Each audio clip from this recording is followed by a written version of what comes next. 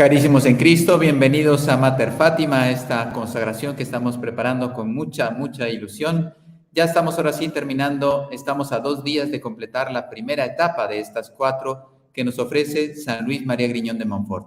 Bien, creo que a estas alturas ya decir, no quiero saber nada de lo que es el mundo, todo lo que es mundano, porque hay cosas bellas del mundo, un pájaro, una flor, un perfume, una amistad, todas las cosas son buenas, pero no se refiere Cristo a ese cuando dice que hay que renunciar al mundo, sino a lo mundano. Quizá esta palabra nos ayude a entender un poquito mejor a lo cual nos está pidiendo que renunciemos el Señor. Dejar todo lo mundano que nos separa de la voluntad de Dios, que nos lleva al pecado, que nos quita la gracia, que nos quita la dignidad de cristianos, porque vivimos muertos. A lo mejor camino, como, bebo, subo, bajo, viajo, me muevo, etcétera, pero mi alma está en pecado mortal.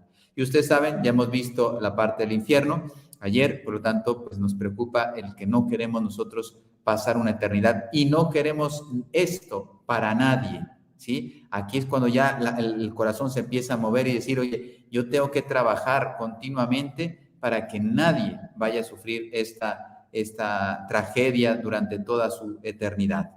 Bien, pues hoy nos toca hablar del purgatorio, ese paso intermedio, también doloroso, purificador, terrible. Cuando veamos en qué consiste, yo creo que tampoco nadie debería pasar por el purgatorio. Ya es un grande paso el saber que no se va a condenar uno eternamente, pero es que el sufrimiento que se va a vivir ahí no se le desea ni siquiera a tu peor enemigo. Ahora sí nos vamos a enfrentar o nos vamos a dirigir a decir, tenemos que luchar por nosotros y por el mundo, por todas las almas, de que lleguen al cielo directamente. Hay que esforzarse, por eso la Virgen María en Fátima nos pide que recemos por los pobres pecadores, porque no queremos ni que se condenen, ni que sufran las penas del purgatorio. Y yo también tengo que preparar mi alma, purificarme lo suficientemente para no llegar a ser purificado en el purgatorio temporalmente. Queremos ir al cielo directamente. Mañana escucharemos estas alentadoras meditaciones sobre el cielo. Pues vamos a pedir luz al Espíritu Santo para comenzar nuestra formación. En el nombre del Padre, y del Hijo, y del Espíritu Santo. Amén. Ven, Espíritu Santo, llena los corazones de tus fieles y enciende en ellos el fuego de tu amor. Envía tu Espíritu Creador y renovarás la faz de la tierra. Oremos. Oh Dios, que has iluminado los corazones de tus hijos con la luz del Espíritu Santo. Haznos dóciles a sus inspiraciones para gustar del bien y gozar de su consuelo. Por Cristo nuestro Señor. Amén. Dios te salve María, llena eres de gracia, el Señor es contigo.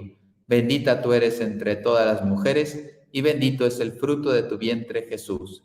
Santa María, Madre de Dios, ruega por nosotros pecadores, ahora y en la hora de nuestra muerte. Amén. Gloria al Padre, y al Hijo, y al Espíritu Santo, como era en el principio, ahora y siempre, por los siglos de los siglos. Amén. Sagrado corazón de Jesús, en vos confío. Inmaculado corazón de María, sed la salvación del alma mía. En el nombre del Padre, del Hijo, del Espíritu Santo. Amén.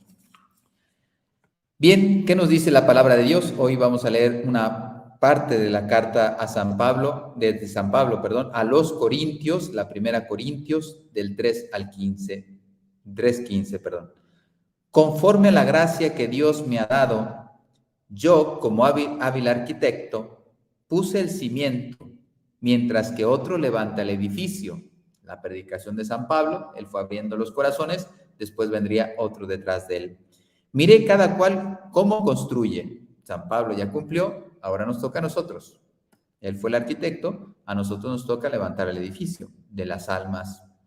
Ojo cómo cultiva cada uno su vida.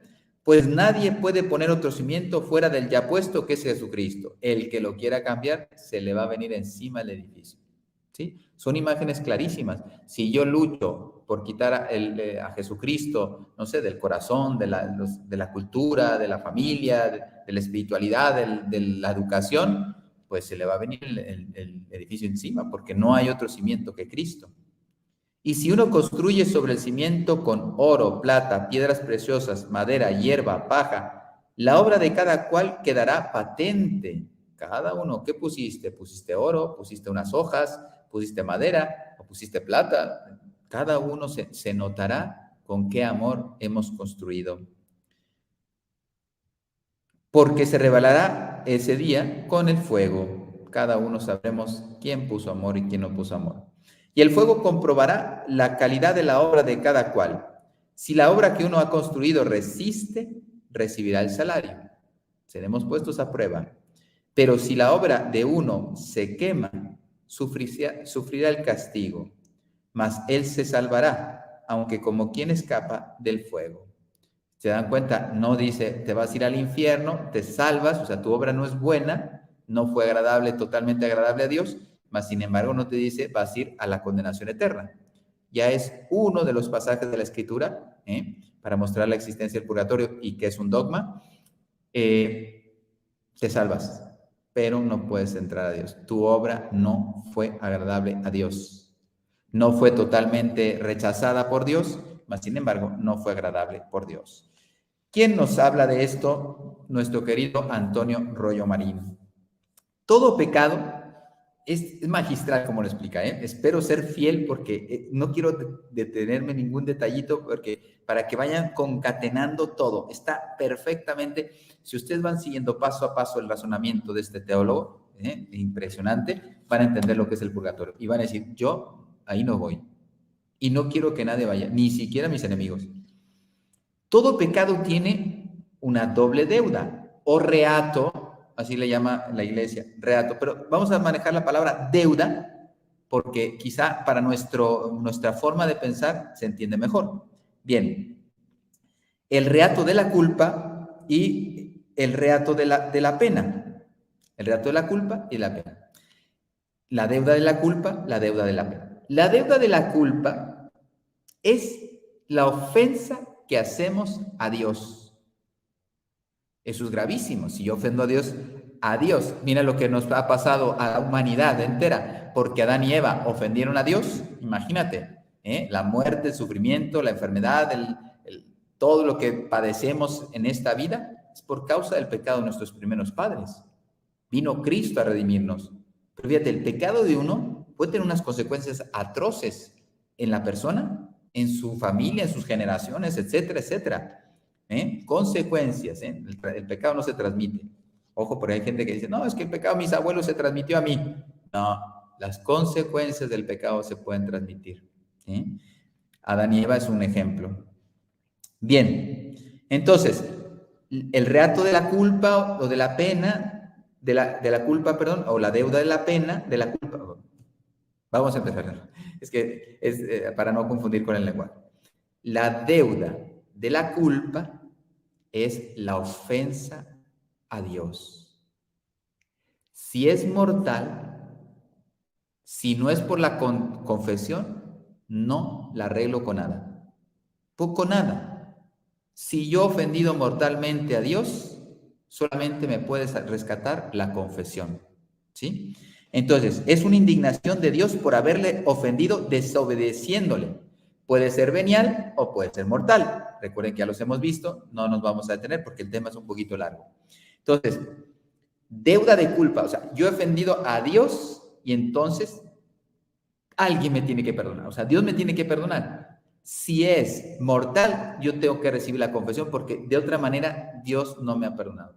Ha establecido la única forma para liberarme de una culpa que yo le haya hecho por mi pecado mortal, solo con la confesión.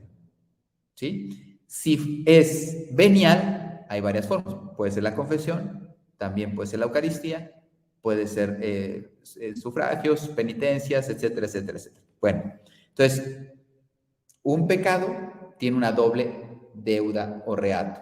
Ya hemos visto el reato de la culpa, la deuda de la culpa. Ahora vamos a ver la deuda de la pena. ¿Sí? Entonces, la primera, si es mortal, solo la confesión. La otra, puede haber, si es venial, puede haber formas de, digamos, aplacar esa ofensa que yo le he dado a Dios, ¿no? Un ayuno, una penitencia, un sacrificio, etcétera, también me puede acompañar. Ahora el reato de la pena o la deuda de la pena. Aquí se entiende muy bien esto. Yo he provocado una culpa y merezco un castigo. O sea, imagínate, vamos a ponerlo, pon una imagen. Yo no he estudiado, pues estoy ofendiendo al profesor. Fíjate todo lo que hizo por mí para explicarme el curso y yo voy y me presento sin trabajar, sin estudiar. Queda ofendido él, que es la deuda de culpa. ¿Sí? Está clarísimo. Pero es que no solamente está ofendido el profesor porque yo no estudié. Hijo, tiene una consecuencia. No pasas el examen, no entras a la universidad, no entras al cielo. ¿Sí? O vas a entrar, pero tienes que reponer ese examen. O sea, tengo que estudiar otra vez, tengo que sufrir estudiando eso. Sí, es lo que mereces por no haber estudiado. Fíjate, esta imagen, no la había pensado, sí, pero me ha venido ahora, me parece que es clara, sí, ayuda a entender las dos cosas, ¿sí? Entonces, claro, yo ofendido, la culpa es que yo ofendí al profesor, yo tendría que ir a pedirle perdón, no le pedimos perdón a los profesores, perdonen, profesor, que se ha esforzado, ha hecho muchas cosas por mí y yo no he hecho nada para estudiar. El primero que tiene que ser reconocido y al que le debo pedir perdón es usted. Después a mis padres, ¿no? Bien, entonces, y esa culpa tiene una consecuencia, que es repruebo el examen y tengo que, si es grave, pues entonces ya no paso el año y no llego, ¿sí? Jamás me titularé. En cambio, si es venial, pues oiga, usted le voy a dejar pasar, pero usted me va a presentar 2 trabajos, no sé qué, y así le paso la materia, ¿no? Que sería lo equivalente a una purificación, ¿no? En verano tengo que estudiar, sí. No es para descansar, ahora vas a estudiar. Podrías haber descansado, pero por tu culpa no vas a descansar. ¿Eh? La imagen creo que sí está siendo clara. Bueno, el castigo merecido por nuestros pecados son de 2 tipos. Si el pecado es grave, la pena o la deuda, o sea, la deuda, el reato, sería infinito. O sea, un pecado mortal me lleva al infierno, ¿no? Entonces, una pena eterna. Por todas mis ofensas que he hecho a Dios, me merezco el infierno. Esto solamente se da en pecado mortal. El pecado venial no provoca. Oye, es que hice muchísimos pecados veniales, pero si no caíste en un pecado mortal, no tienes la pena eterna. Tienes una pena temporal. Temporal. El pecado hiere y debilita al pecador. Mi voluntad, mi inteligencia me ciega, etcétera. No he roto la amistad con Dios, mas sin embargo estoy débil. Si me meten una paliza, pues no puedo correr un maratón. En cambio, si estoy bien, fuerte, entrenado, ¡fum! Mira los santos, ¿no? Hasta dónde llegan en la santidad, en la oración, en la mortificación, hasta el martirio. A pesar de las dificultades, ellos vuelan. En cambio, si yo voy cometiendo muchos pecados veniales, hieren a mi ser. Carne, me nubla, me debilita, me nubla la inteligencia, me debilita la voluntad, ¿sí? Y me hace tener un apego desordenado a las cosas que no son Dios.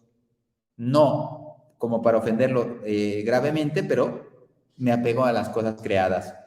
Y por lo tanto, esto tiene que ser purificado. O lo purifico aquí, o lo purifico allá.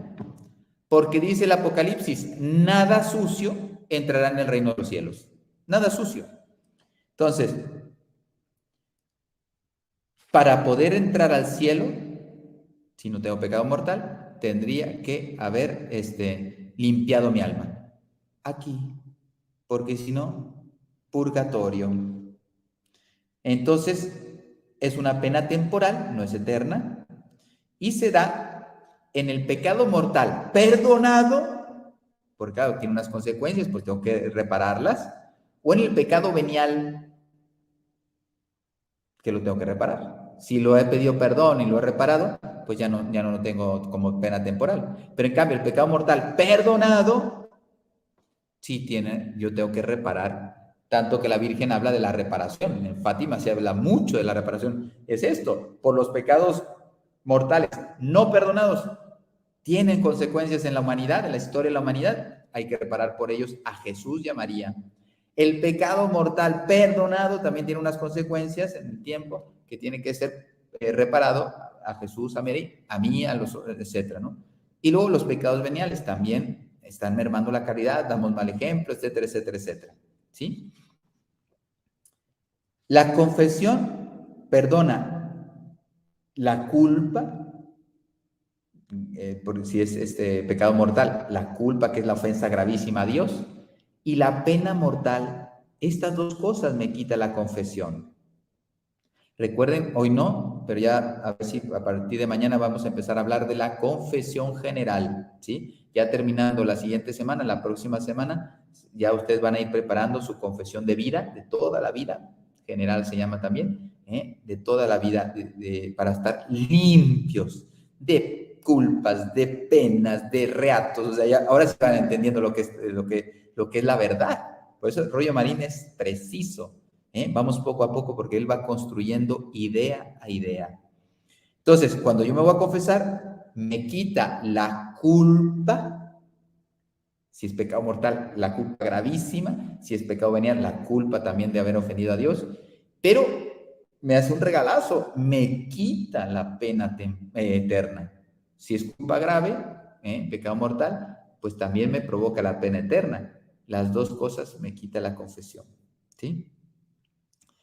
Entonces, sin embargo, las penas temporales permanecen tanto de los pecados mortales perdonados como de los pecados veniales.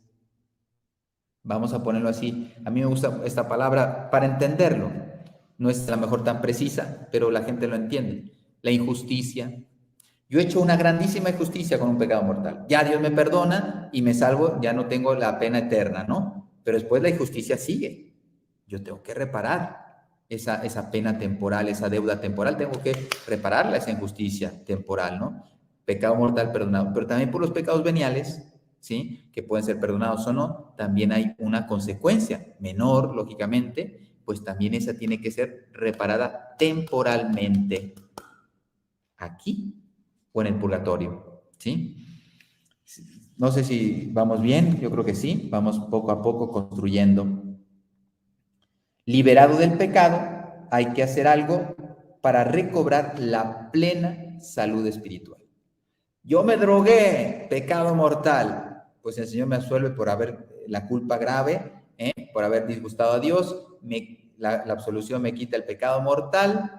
Pero oye, he robado a mis papás para comprar la droga, he dado mal testimonio a mis amigos, he llevado a otros amigos a la droga.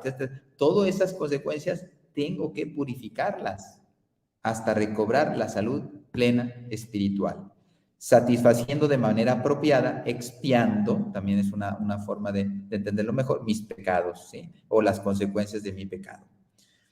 Y esto se llama también penitencia. Y esta purificación, esta penitencia que tengo que realizar, esta deuda que tengo que pagar, esta injusticia que tengo que reparar, la tengo que pagar en esta vida o en el purgatorio. Ya la existencia del purgatorio, a partir de ahora, nadie la puede negar. Después está en la Escritura, acabamos de leer a San Pablo, etcétera. Pero bueno, esto es una verdad de fe, un dogma de fe del Concilio II de León y el Concilio de Florencia. Si alguien pone en duda voluntariamente la existencia del purgatorio, está cometiendo, un católico me refiero, está cometiendo una herejía. Las penas del purgatorio, ya dejamos esto del pecado, ya la persona se fue al purgatorio. Estamos en el purgatorio. 2 penas se dan en el purgatorio.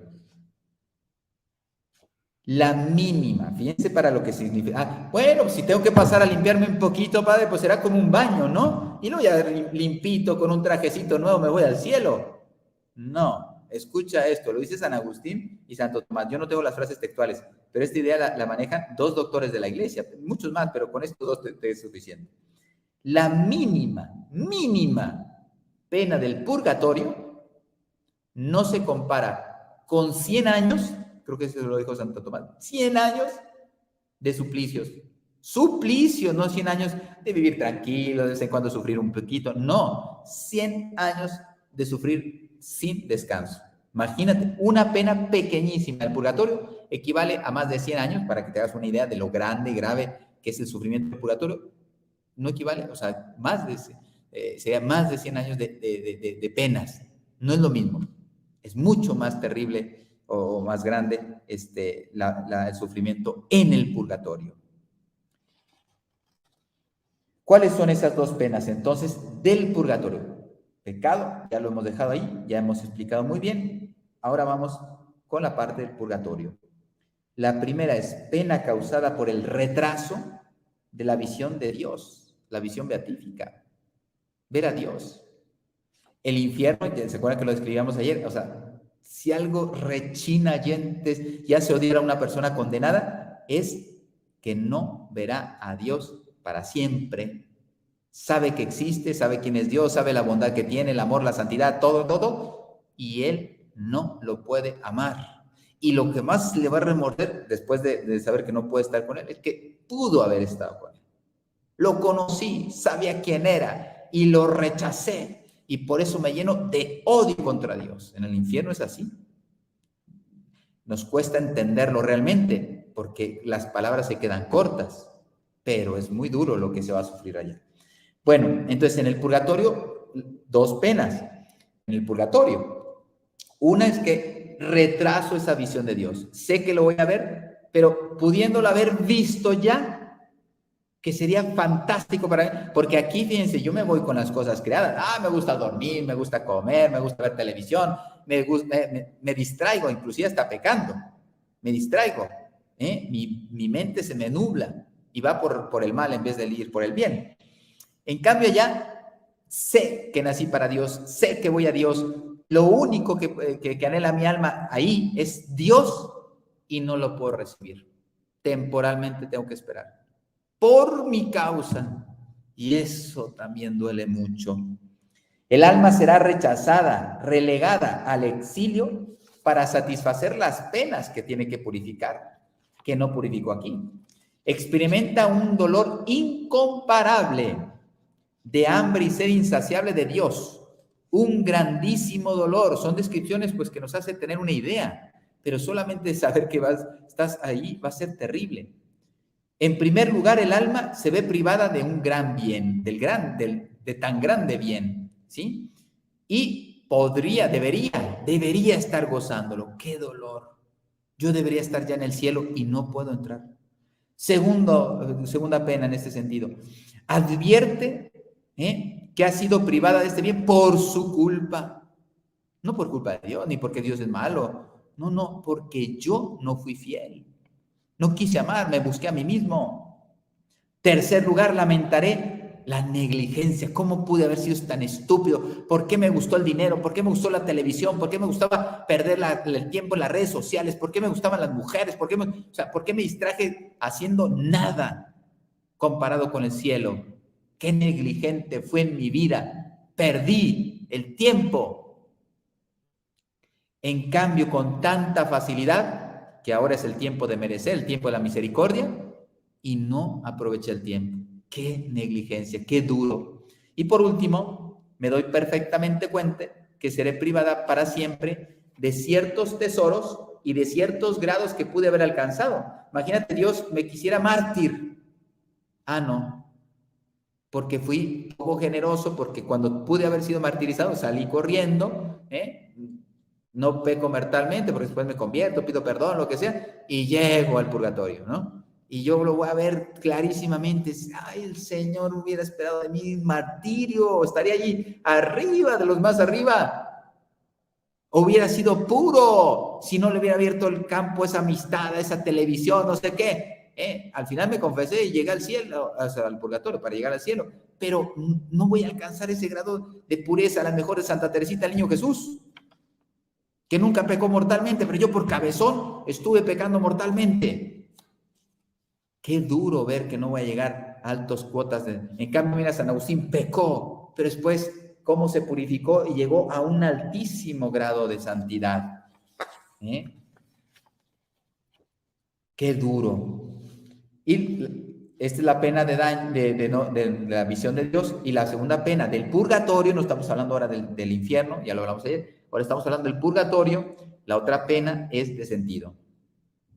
¿Qué significa esto? Es el castigo por los goces ilícitos de los bienes creados que hice con el cuerpo mortal.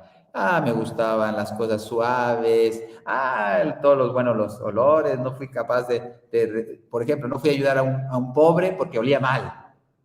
No, a mí no me gustan los pobres porque huelen muy mal, no se bañan. No, pues yo nunca fui a ayudar, no lo soporto, el olor, etcétera.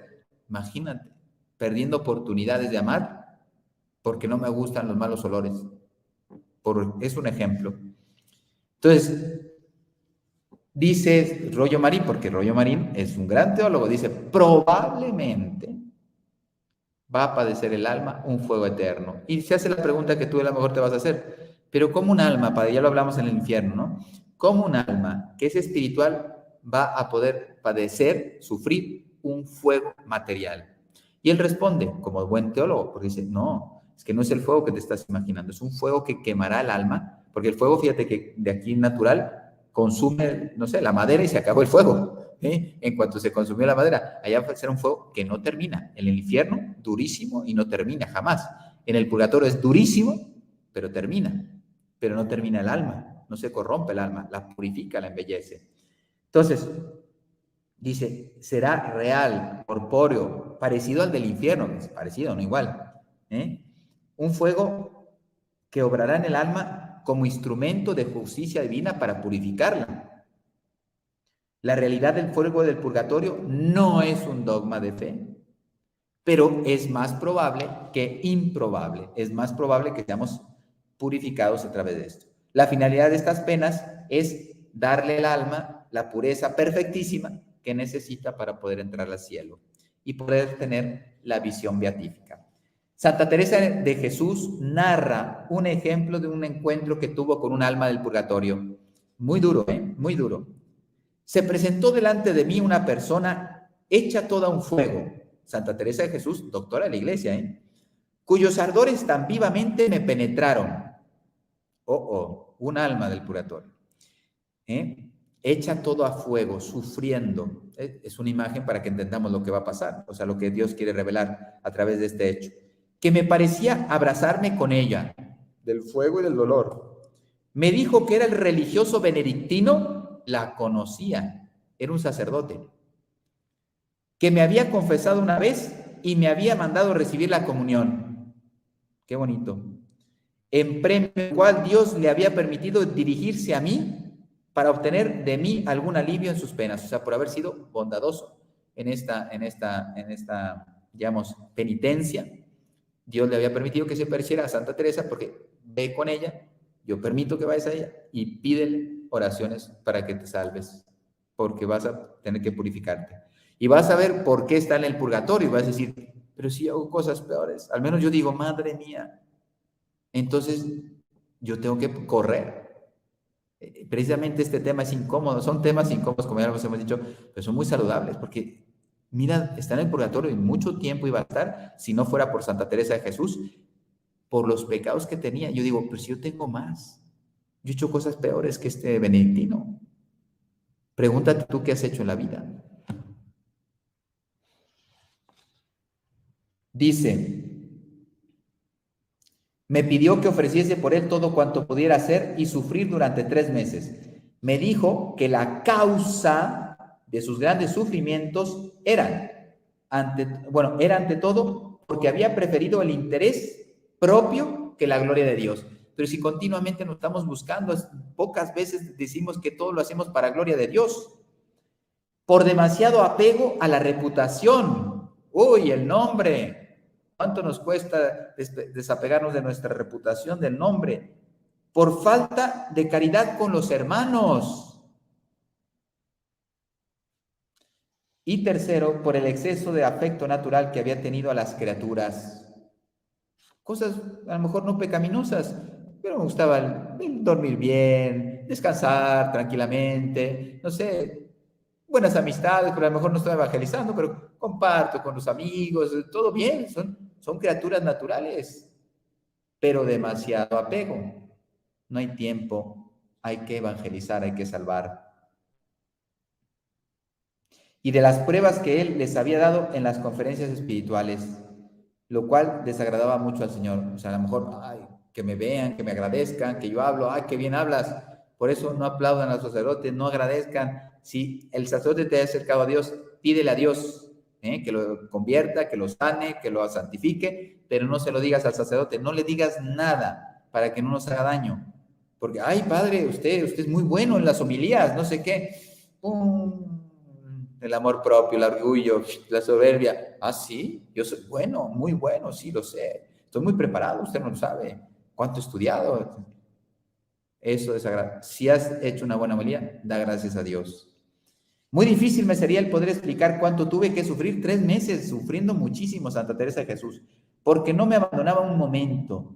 Y al lado donde él se hallaba me parecía haberle hecho un fuego. Y con tan vivos dolores sufría esta alma benedictino sacerdote, que me había obligado a gemir y llorar casi continuamente de dolor para poder ayudar a esta alma.